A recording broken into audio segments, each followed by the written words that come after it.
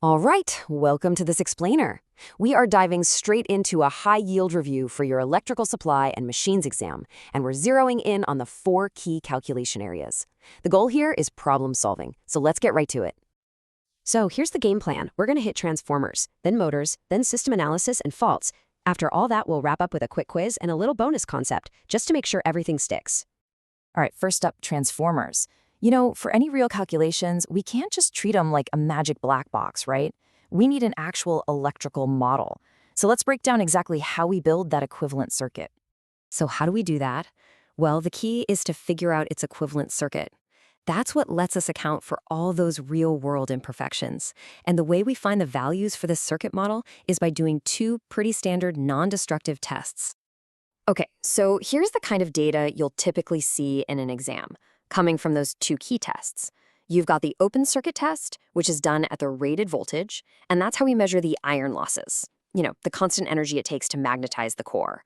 Then there's the short circuit test. For this one, we use a much lower voltage to safely push the rated current through, and that measures the copper losses, which come from the resistance in the windings. And this right here is the crucial process. We take that raw test data and use it to build our model. The open circuit data, that gives us the shunt components, the ones that represent the core. The short circuit data gives us the series components for the windings. Once you have those four values, you can pop them into the equivalent circuit and start analyzing the transformer's performance for real.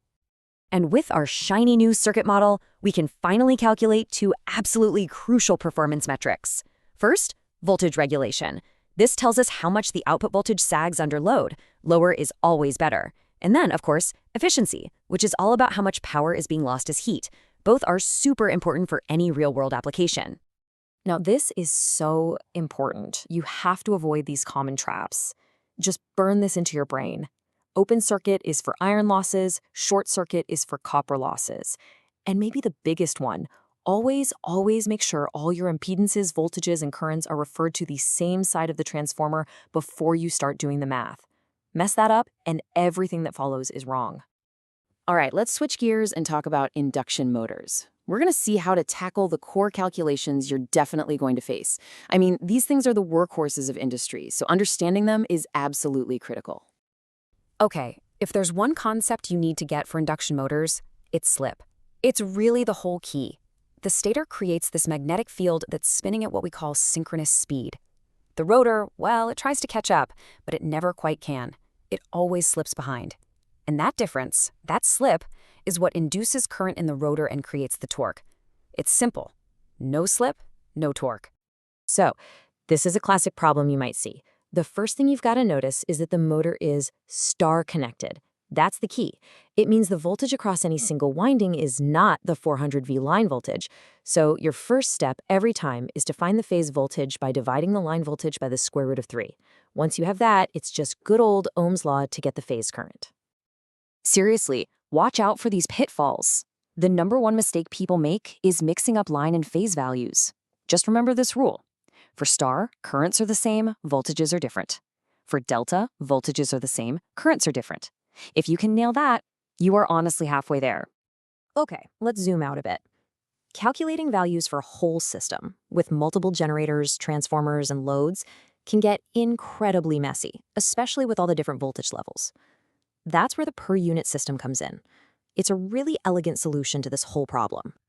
But before we get into the whole per-unit thing, let's do a super quick refresher on the fundamentals.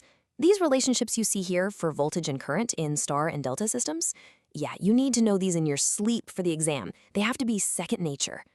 So how does the per-unit system work? Well, it's all about normalizing everything against a common base. You start by picking a power base for the whole system and a voltage base for just one part of it. Then, as you move across transformers, you calculate the new voltage base for the next section. Finally, you take every actual impedance in ohms and convert it into this dimensionless per-unit value.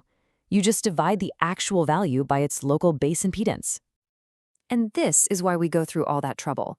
It's because the transformers, with all their tricky turns ratios, they basically disappear from the circuit diagram. The whole complex system just collapses into a simple series circuit, and you can just add the per-unit impedances together. It turns what would be a total nightmare calculation into something you can actually solve pretty easily. Look, getting this right is all about being disciplined. The power base, S base, that stays the same everywhere. But the voltage and impedance bases, they change every single time you cross a transformer. So you just have to double check, triple check that you're using the correct base value for whatever part of the circuit you're working on. Okay, let's move on to our final big calculation topic, faults. You know, when a short circuit happens, you can get these massive currents flowing. We have to be able to calculate them to make sure our equipment can handle it, and, of course, that our protection systems will actually work when we need them to. You know, estimating the worst-case fault current is actually surprisingly simple. You just add up all the impedances from the power source all the way to the point of the fault. And hey, this is where that per-unit diagram becomes a total lifesaver. Once you have that total impedance, you just apply Ohm's law. Your voltage is the source voltage, and that total impedance is the only thing limiting that huge fault current. But, of course, we don't want one little fault to cause a massive blackout, right? That's where coordination, or what we sometimes call discrimination, comes in. By setting intentional time delays on our protective relays, we make sure that only the circuit breaker that's closest to the fault actually trips. This leaves the rest of the system online. It's a really simple but totally genius principle that keeps the lights on for everybody else. Okay, that was a lot. So it's time for a quick knowledge check. We've got 5 rapid-fire questions coming up just to see what's stuck. Go ahead and pause here if you want to think about them. Okay, ready? The answers are, number 1, the main purpose is to simplify power system analysis by getting rid of ideal transformers. 2, line voltage is √3 times the phase voltage. 3, a slip of 1 means the rotor is completely stalled, not moving. 4, that would be the open circuit and short circuit tests. And finally, number 5, it's all about making sure the protective device closest to the fault operates first. So how'd you do? Okay, for our final bonus concept, and this is something you'll definitely see in stability studies, let's quickly talk about the infinite bus bar. The easiest way to think about this is to picture the entire national grid. It's just so massive, with so many generators all spinning in perfect sync, that connecting one more little generator isn't going to change its voltage or frequency one bit. So for our calculations, it's basically a perfect, unshakable reference point. So what's the big takeaway from this whole cram session? It's this. You have to practice these calculations until they are second nature.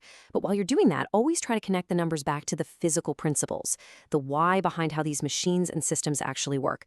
That's the real key to mastering this stuff. All right, good luck on your exam.